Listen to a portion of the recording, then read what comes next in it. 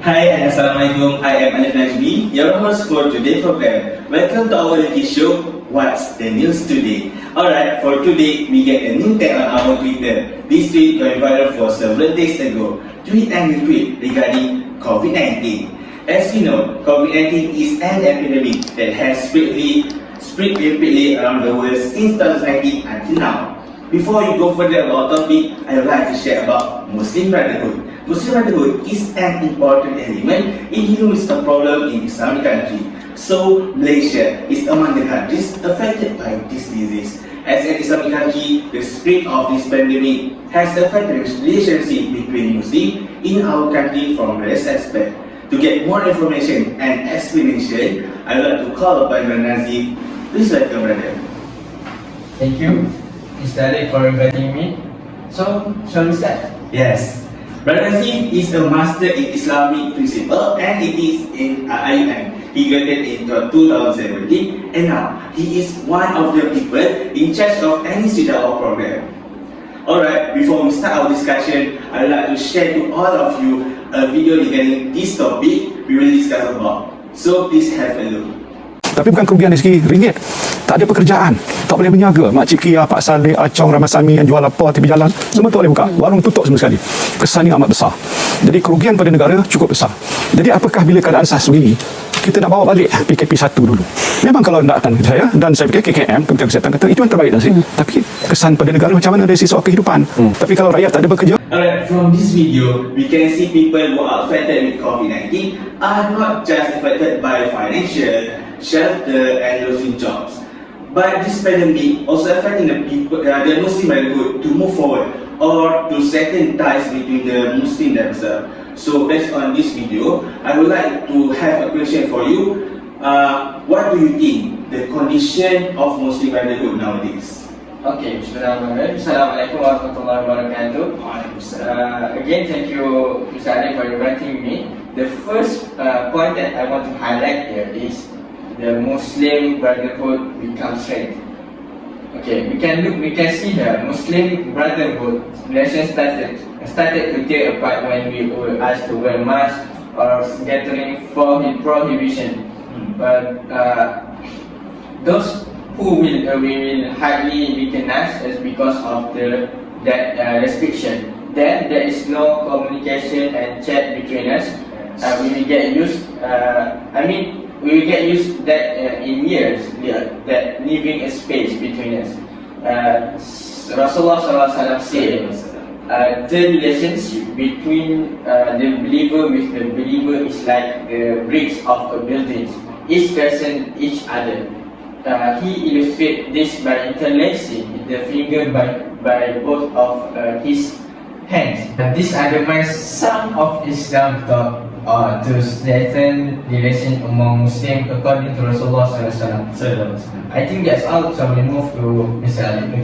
Thank you for great explanation, Brother Nazif. So, since the MCO Movement Control Order, a lot of help has given by the government, GO and also NGO, as well as the community itself. From your point of view, does this initiative count as our success in dealing this pandemic COVID-19? Yes, I think this is counted as success, despite of having the bad effect of pandemic COVID-19. We will also have the good news to the Muslim Brotherhood, which is this can strengthen the Muslim Brotherhood ties. On the other hand, concern among the family and Muslim community has increased to help people.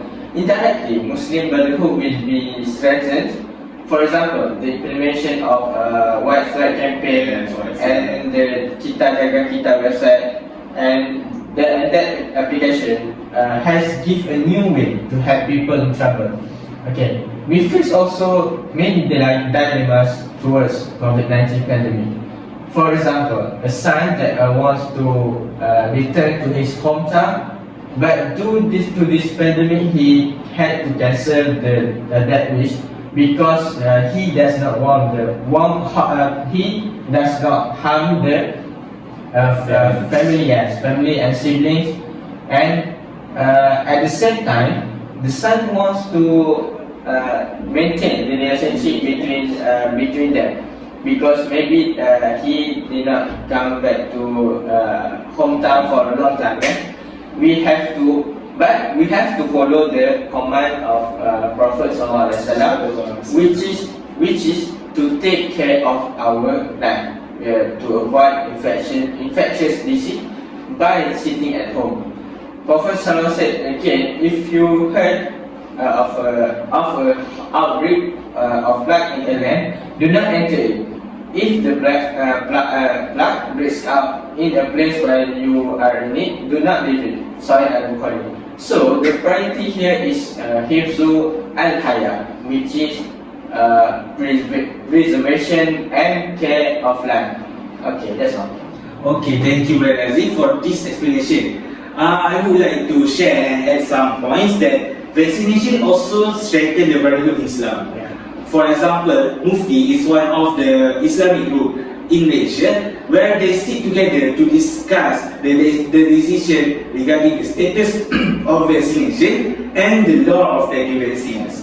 Also, our Muslim community itself, when there is a need to get vaccinated, the elderly are given priority to get vaccinated first. Don't forget to our Muslim teenagers too. They also have those who are difficult to get vaccinated, and many of them become a volunteer in our PPV. Rather, people are still in a dilemma, even though they are allowed to pray closely. Still afraid of getting infected. At the same time, they try to keep the sunnah of the Prophet. So the government allows on the condition that people need to wear masks during prayers. This is against the Arabic proverb, al-wiqaya khairun min al-ilaj, means preventing it is better than cure. As a Muslim, the need to face all the obstacles must take precedence. Despite many twists and trials we go through, we face them together under the name of Islam, and we must maintain and strengthen relationship among Muslims.